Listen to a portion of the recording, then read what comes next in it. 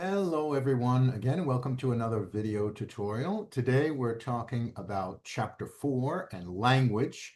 And let's get started right away. I will share my screen and bring up the notes for our topic today. These notes also are available on Brightspace, so you can access them as well. But of course, reading the chapter is an important part of understanding the material. Why we talk about language. Okay, what is language about? Why does it relate to critical thinking? Well, pretty much because everything we think about, we think in terms of images and language. Even the images themselves are understood through the language that we know and express with. It is important that when we engage in our critical thinking process and when we provide an outcome of that process in terms of our arguments and perspectives and views that we share with others, that we convey correct meaning. Meanings do matter. A lot of what we're talking about today is about the significance and importance of the meaning behind the words that we use. And since that does matter, there is a need for precision. We need to try and be as precise as we can. Chapter 4 opens up with a little discussion about finding the right words and our need for precision. It suggests that in order to do so, we identify words that are as precise as they possibly can be. Because when we give something definition, when we define something, we're sort of creating an identity for it. Okay, if you think back to the mythology in the story of creation in Scripture, you know that God gave us the ability to name things, okay? By naming them, we gave them their identity. So the words that we use to define something, the words that we use to put together an explanation of something or put together an argument, create the identity for it. And that identity establishes its reality, okay? It gives significance to whatever it is that we're talking about and gives it a reality, maybe not so much so for the thing itself, but for our understanding and interpretation and knowledge of it. It becomes real for us by the use of the language that we use to define it. Now, the book suggests that we try to avoid using three concepts that do stand in the way of precision for language: vagueness, overgenerality, and ambiguity. When we talk about things that are vague, as the book suggests, vagueness is when we're not very clear, we're a little fuzzy and inexact about what it is that we're trying to speak about. The example in the book is a good one. If somebody says, well, you're going to work for minimal pay, what do we mean by minimal pay, right? If you want to make sure that you and the people you're speaking with share the same meaning, it's good to be more specific, more precise about what you mean by minimal pay. You can say you're going to work for $5 an hour or whatever the case might be, right? That would be better than just using the word minimal, okay? Or if you're talking about descriptions of people who say, well, that person is very tall. Well, what does very tall mean? If I am 5'2", then somebody who's 5'10" would be tall to me.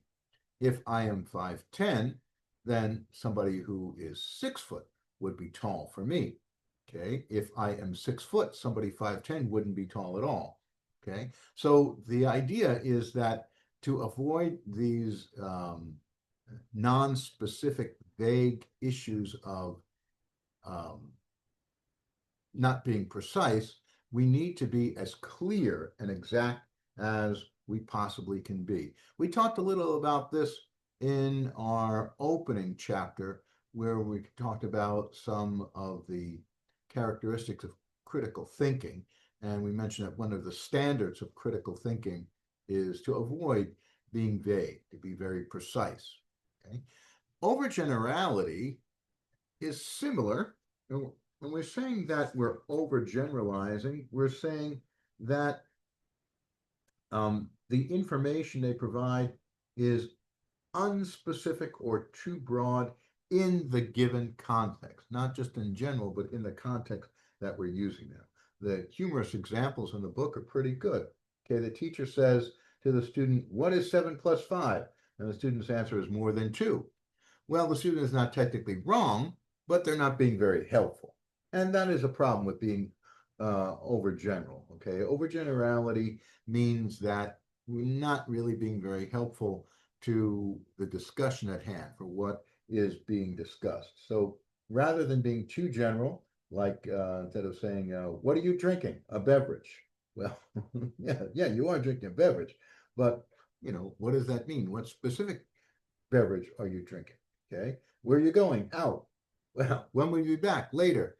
These examples of overgenerality are not helpful to the context in which they are being given. Okay? Finally, we have ambiguity. You're being ambiguous when you're ignoring the fact that words may have more than one meaning when they're used. Okay, so it's important to make sure that you and the people involved share the same meaning of the particular word.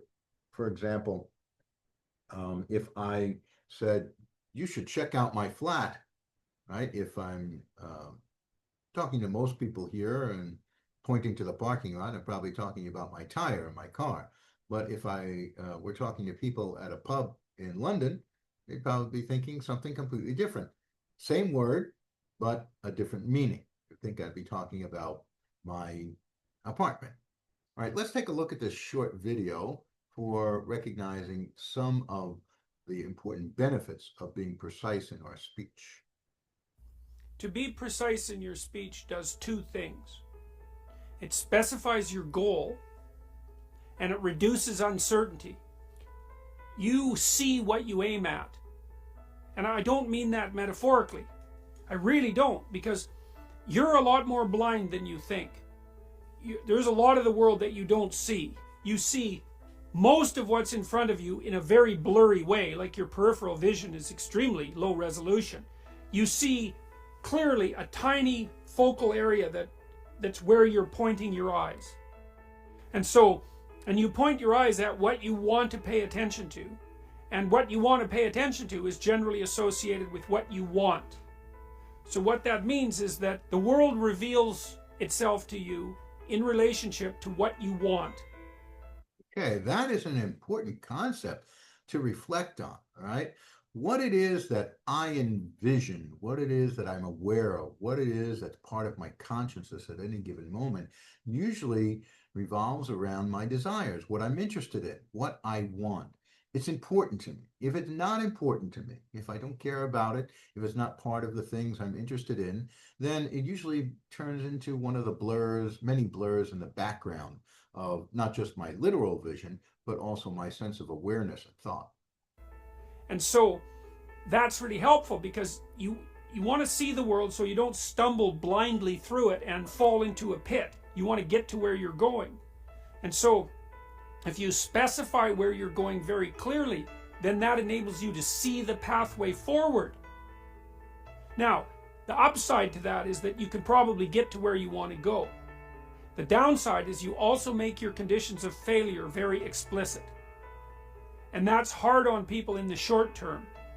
It's easy to delude yourself and to leave everything vague, because then you can't tell when you're failing. But that doesn't stop you from failing. It just stops you from seeing it while it's happening. Okay, and then notice the difference between that, all right? It doesn't mean we're going to fail at something any more or less because of that. It just means that if we're more precise, we'll, be able to spot it. And, as hopefully you may have remembered talking about in other classes, specifically FDS, failure is not always a bad thing. Right? Even though we don't wake up any morning and say, "Oh, gee, I hope I fail today," we can benefit from failures. We can learn from them, right? So we don't necessarily want to X them out completely, all right? And we do want to identify them, and they are easier to identify when we're clear and specific. Then the other advantage to being precise in your speech and your aims is that helps you tell the difference between what's important and what isn't important. And you want almost everything to be not important. You know, in times of crisis in your life, everything becomes important. So imagine that you have a new physical symptom that's distressing and you don't understand it. So then you're thinking, oh my God, what's happening? Am I collapsing physically? Have I got a serious illness? Is it a fatal illness? What's going to happen to my family? Is my whole life going to fall apart? Like, what happens when something that you can't specify occurs is that everything becomes relevant. And that's terrible. No one ever wants that. You want hardly anything to be relevant. And so if you specify your goal, then almost everything becomes irrelevant, and only those things that are important stand up in sharp relief. That's also a real boon to the people that you're communicating with, because they know what you want then. And so they, even if you're a harsh person, let's say that you're pretty punitive, and if people don't do a good job, you let them know. If you specify what you want, then they know how to avoid your harshness. And the more precise you are in your formulation of the problem and in your presentation of a solution and the role you might play in that solution, the more likely you are to advance on all fronts. As far as I can tell, there's nothing you can do that moves you and your agenda, your vision, let's say, forward faster than precision in speech. So it's a great way to make sure not only that we're clear about what's going on, but also to make our life a lot more positive, a lot more effective, and much more achievable when it comes to our goals. Okay? All right. What we've been talking about up to this point is generally what we might include under the topic of semantics. Semantics is the linguistic study of the development and changes in meanings of words. So we're talking about how words develop, linguistic development, all right? And that plays an important role in how we use language, because linguistics is all about the use of language, right? And it involves meanings, it involves semantics. So it's an important thing to consider and talk about. There's lots of things that we can uncover when we're doing semantics. One of them is something called etymology. Etymology talks about the history, the origin of word, the historical development of its meaning. How did this word come to mean what it means today to me?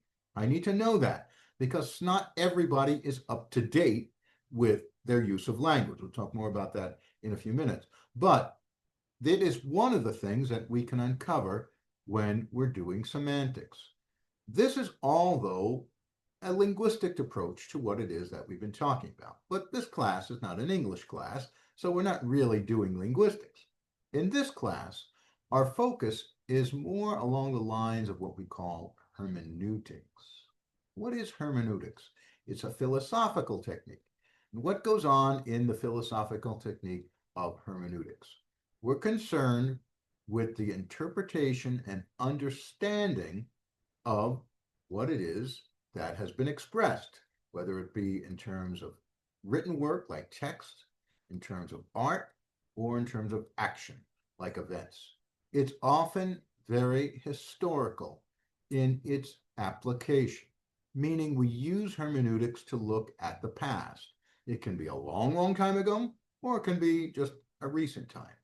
But since it's philosophical, it's very analytical in its approach. I need to be asking lots and lots of questions about what it is that I'm taking a look at in order to understand the meaning, the real meaning, and how I interpret and understand that meaning for its use right now. Okay? So if somebody said something earlier, in my mind, and as a philosopher, as a critical thinker, so to speak, hermeneutically, taking a look at the meaning of what it was all about. Okay, she said X, she said this, this, and this. But what did she mean by what she said? Because not all the words can be interpreted by surface value. That's very important to recognize as a critical thinker. We analyze, we go underneath. So what kind of questions would we be asking when we take a look at stuff? Well, there is a German phrase called Sitz im Leben, which is very much a part of what goes on in hermeneutics. In English, it means situation or setting in life. Okay, it means what was going on when that was happening. Okay, it is very important to consider context when you look at things, right? Look at society, look at culture, look at history, all the things related to that, economics, politics, everything. Okay, what was going on? This is especially important for things as they become older and older and older. So if you're looking at something, let's take, for example, scripture. Let's say someone's quoting a piece of scripture at you, quoting the Bible or something like that at you. Okay, they say, well, the Bible says XXX. Well, if you use dated material by its surface value, its literal value, you're probably making a huge mistake because often the real intended meaning of something is limited to the context in which it was said. Does that mean it has no application to today? Absolutely not. Certainly it has application and it could have value and meaning to us today, but we can't really be given much in the way of credibility if we eliminate the context in which it was said. So if you're taking a look at something from 1,000 years ago, you have to be good at first understanding what was going on 1,000 years ago. Why would people have said what they said in the way of texts that exist? Why would people have created what they created in the way of art that exists? Okay. Why would people have done what they've done in terms of events, actions that they've taken, or things that may have gone on?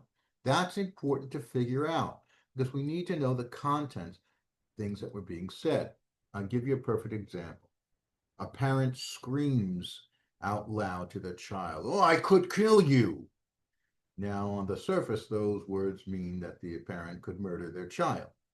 But if we find out the context in which they were said, let's say the parent has exhausted all of their patience trying to get a child to keep their room clean.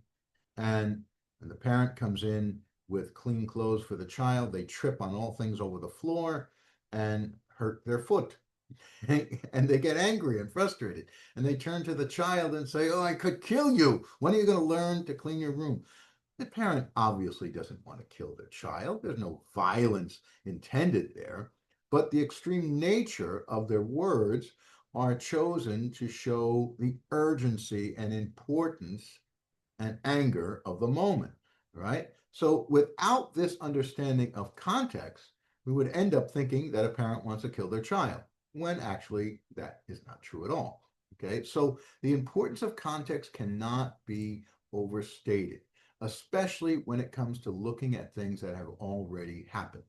Okay, and it should also be given consideration in the moment they're occurring too, or even for future uses and applications. But context really does matter. And that's what we do in critical thinking. This hermeneutical technique for philosophical approaches to understanding things is important because it means that we're not just looking at things on the surface. What happens when we do that? We can be accused of something called bypass. Bypass is the incorrect assumption that meanings are in words rather than in people. What's that all about? Why don't words have meanings? Because words only have the meanings we give them. Remember what we said at the very beginning? We said we create meaning, we create identity, we create reality for things by the words that we use. So in bypassing, we're assuming that everybody knows what we mean by the words we use, when that is definitely not always the case. There are many times when people have other meanings or significance to words. We just went over some of them when we're talking about overgenerality, ambiguity, and vagueness in language, right? But that also can occur in other ways, okay? Words and meanings can have a cultural significance based on the culture that you're in. Maybe a youth culture as opposed to a culture of older people. Maybe a culture of people who live in a certain place, people who live in a certain part of the world, geographic kinds of applications of words, as well as issues and things that are related to use of the words. So we can't just hear a word and think and assume that we know its meaning. Remember what we said last video tutorial about assuming, okay? Assumptions are not going to be very helpful to us, okay? So why does the word cat mean a furry little animal? It's because everyone who speaks English has just agreed upon the fact that those three letters, CAT, will mean or in point to that little furry animal, all right? Because the word cat doesn't look like an animal, doesn't look like the animal, it doesn't sound like the animal. So it really just is an agreed upon meaning and significance. So I have to be sure that everyone I'm communicating with shares the same meaning for the words that I am using, or that I share the same meaning that somebody else has who are saying the words to me. Another issue when it comes to not being very precise is something called polarization.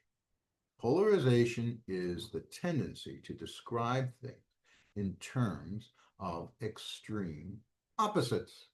Do I do that? I probably do it more than I think that I do. Let's look at a little exercise to help us with that. Okay. Here on the screen, we've got 7 words: tall, heavy, strong, happy, high, legal, expensive. Now, these are pretty simple words, and we probably all know what they mean to certain degrees. Okay. But now think for a moment, what would be the opposite, the exact opposite of the word? So if I say tall, the opposite would be what? Short. If I say heavy, the opposite would be light. If I say strong, the opposite would be weak. If I say happy, the opposite would be sad or unhappy. If I say high, the opposite would be low or maybe sober. I don't know, depending on how you're using the word high. If I say legal, I might say illegal. Okay. If I say expensive, I might say cheap or inexpensive. All right. So that was easy. It didn't take us much time to come up with the opposite. But what if we said, think of a word that's not tall and not short, but something in the middle, in between? Well, I might say average, or I might say medium. But how often can I say average or medium? Not very often, okay? I can't use it for everything. What about the difference between heavy and light? What would I say? Is there a word that's kind of in the middle of that, besides medium and average? Okay. What about the middle of strong and weak? I may need a little time for that. In between happy and sad, in between high and low, in between legal and illegal. Is there anything between legal and illegal? Any gray area? Okay. So you can see what we meant. And then imagine if instead of something in the middle, we tried to say something in between the middle and the opposite, or something in between the middle and the original. That would be a really challenging exercise, right? So we see how much we rely on extreme opposites. Okay, we call it polarization because when you look at the globe, you have the North Pole and the South Pole, and those are the furthest points away from each other. If I was standing on the North Pole, the exact opposite would be someone standing on the South Pole. So it's extreme opposites, right? And we have to be careful because much of life is not the extreme opposite. Much of life involves a lot of the gray area in the middle. So polarization can be a real problem with trying to be specific. Okay. Now let's take a look at some of the different ways we do describe things. All right. There is a very, very helpful chapter in the book, depending upon which edition of the book that you are looking at. It would be a different page, but the 7th edition has it on page 106, and it talks about the different types of definitions and the different strategies we have for defining it. A stipulative definition is where I give a new meaning to the word. So I'm stipulating a use of the word. In the book, they use the word guppy whisperer. If I say he's a real guppy whisperer, by guppy whisperer, I mean someone who is highly effective dealing with pet fish. Okay, if you like to have like a fish tank at home, all right, you would be a guppy whisperer. All right, I'm stipulating a use for a term or a word. If I'm being persuasive in my definition, I'm using it to manipulate agreement. Like maybe I'm a salesperson and I want to persuade you in buying something. So I'm going to use words that manipulate you to try and see this is a good product, so you buy it. If I'm using a lexical definition, I'm just sticking with the standard definition. What I would see if I went to the dictionary for the definition. If I'm trying to be precising, I'm getting very specific in my exactness about something that's more general or vague. For example, if I'm trying to talk about someone who is rich, okay, if I say, let's talk about the rich for a moment, all right, well, I need to be more precise. What do I mean by rich? Okay, so I say, let's talk about the rich for a moment. I'm talking about people whose households have more than $150,000 a year in income, right, or something like that, more than 200,000, whatever it might be, in terms of how you're going to define rich. But you are precising by being a little more specific in your definition of it. Then there are a number of strategies that we can use in order to do that. If we're being ostensive, we're giving a concrete example. If we're being enumerative, we're offering names that compromise groupings, all right? In other words, that all falls into these kinds of categories. Okay? If I'm subclassing, I'm expanding on various components of a topic. So if I say, let's talk about weather, or if I subclass, let's talk about complicated weather, like storms, hurricanes, or tornadoes, or things like that. Okay. If I'm being etymological, I'm talking about the historical view. I might say, traditionally, we've always looked at this as a good thing. But now, in terms of the context that we're seeing it in today, we can see that there's a little more positive aspect to it. So I look at the historical view in the way of I'm approaching something. If I'm being synonymous in my strategies, I'm comparing it with similar things. Okay, I'm using analogies. I say this is the same thing as that. Okay, if I'm using genus and difference, I'm showing grouping, but I add a distinguishing characteristic to something. Okay. So I might be talking about deer. I get, you ever see a deer when you're driving around on the island? Okay. But then I might give a particular genus and difference. I could say, but I saw a fawn, which is a very young deer. Okay. Now, there are some things that go on in the use of language that can be really problematic because of deceptions that people use. A euphemism is a replacement of a term that covers or hides some kind of negative connotation that a meaning might have. Okay.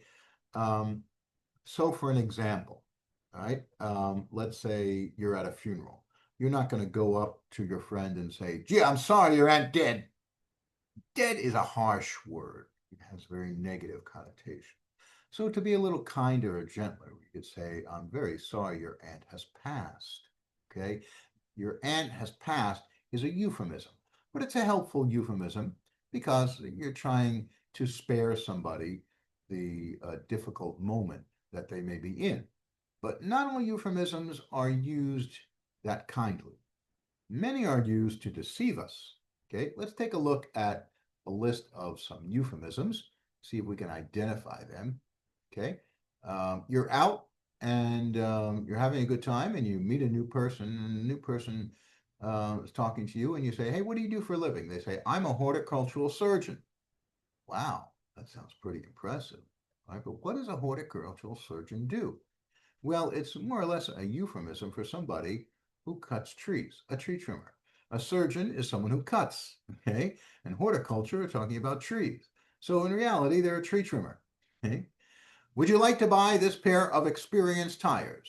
Experience is usually seen as something good, but not with tires. Experience tires are really used tires, okay? I live in a mobile manor. Ooh, that sounds majestic. But in actuality, where you live is a trailer home. Okay, a mobile or trailer manor for home. I went to the store and purchased some vintage fashions. Well, what did you really buy? You bought old clothing. Okay? They're using enhanced interrogation methods. Hmm. What are they actually doing?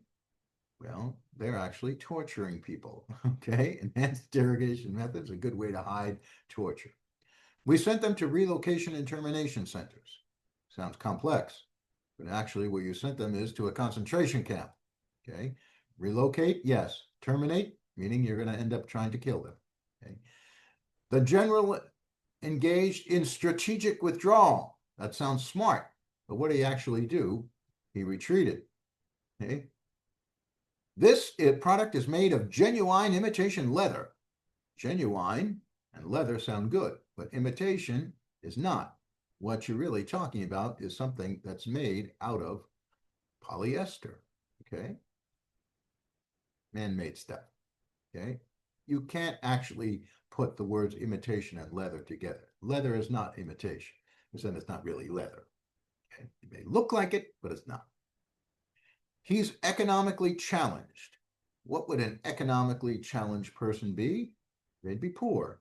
Okay, but you don't want to admit to being poor. You say economically challenged, make it sound better. She spent some time in a correctional community.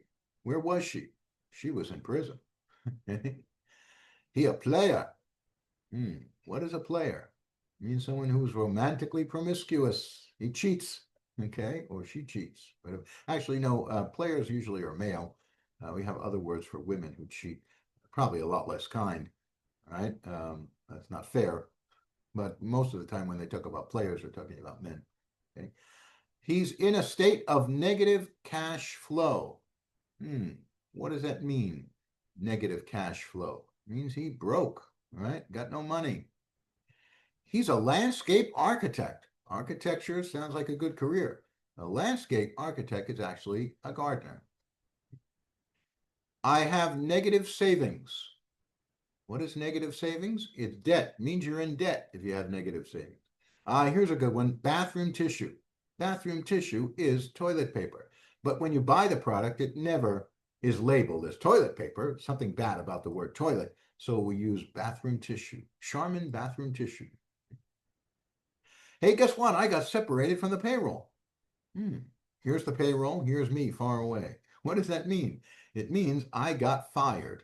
That's pretty harsh. So you say separated from the payroll, right? Are you purchasing adult entertainment? What is adult entertainment? Sounds sophisticated, but in actuality, adult entertainment is pornography. Let's go to an attitude adjustment session. We know what's going to happen there. That's happy hour. Okay? He engaged in depopulation. What is depopulation? Depopulation is nothing more than murder. Okay, so we can see that we can use these kind of terms that sound a little better, sound a little less than the harsh words that they actually are referring to. People can also engage in what we call hedging. Hedging is similar to euphemisms. It means we undercut, like you cut hedges, we undercut a term to make it sound less significant. A good example might be a targeted killing. A targeted killing is different than an assassination. You say somebody assassinates somebody, you bring political overtones to it.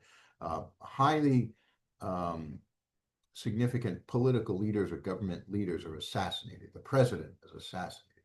Martin Luther King was assassinated, okay? But if you're trying to say that someone is killed on purpose as a target, but there wasn't anything political associated, you might use the word targeted killing, right? The Israeli government used to use that word for when they would go out and take care of people who were planning terror or terrorist activities without really giving them a fair trial or arresting them, because that might be too complicated or too difficult to do. So, for example, the Israeli government might have found out that in this house there are terrorists held up, and they're putting together a bomb that they plan to blow up in the marketplace. Well, before they're able to do that, the Israeli military sends a missile and blows up that house. So they were targeted killings, but they weren't assassinations because it wasn't political, it was terrorism.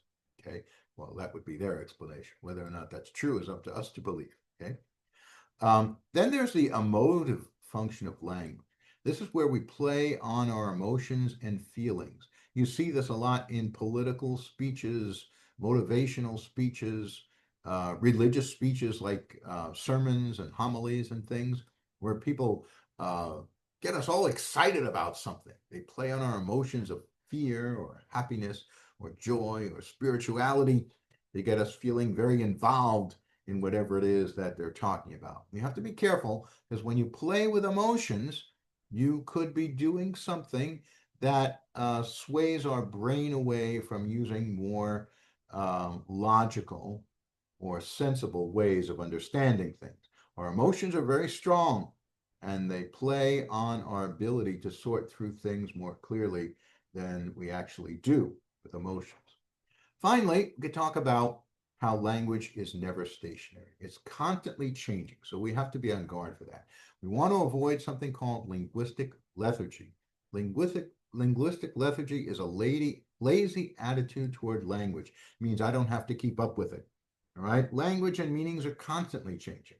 All right, if I walked into a room um, in the 1950s and I said, "Gee, I'm feeling really gay tonight," people would think nothing more than I'm feeling pretty happy. Excuse me. But if I walk into a room today and I say, "I'm feeling pretty gay tonight," well, the last thing on people's mind is going to be happiness. They're probably going to think I'm talking about my sexuality.